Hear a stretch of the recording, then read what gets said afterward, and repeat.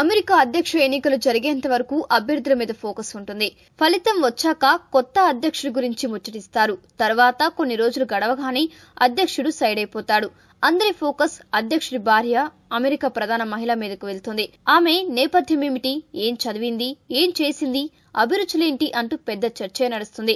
ఈసారి అధ్యక్షుడైన ట్రంప్ భార్య మొలానియాకు వయసు చాలా తక్కువ కావడం, ఆమె ఒక సూపర్ మోడల్ కూడా కావడంతో ఆమె గురించి మరింతగా చర్చ జరుగుతుందని అంతా అనుకున్నారు. కానీ ఇక్కడ సీన్ రివర్స్ అవుతుంది.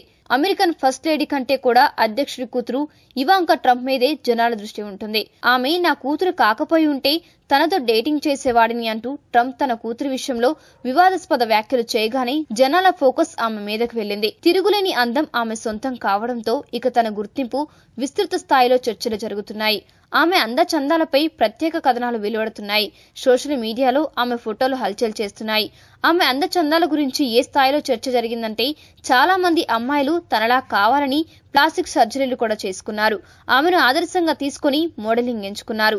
తన గురించి తండ్రి చేసిన వ్యాఖ్యలో తప్పేముందని, ఆయన నిజాయితీగా మాట్లాడాడని చెప్పడం ద్వారా ఇవాంకా ట్రంప్ తండ్రికి తగ్గ తనయురాలే అని చాటుకుంది.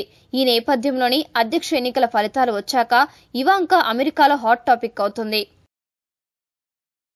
ఈ వీడియో మీకు నచ్చితే లైక్ చేయండి, అందరికీ షేర్ చేయండి, కానీ సబ్స్క్రైబ్ చేయడం మాత్రం మర్చిపోకండి.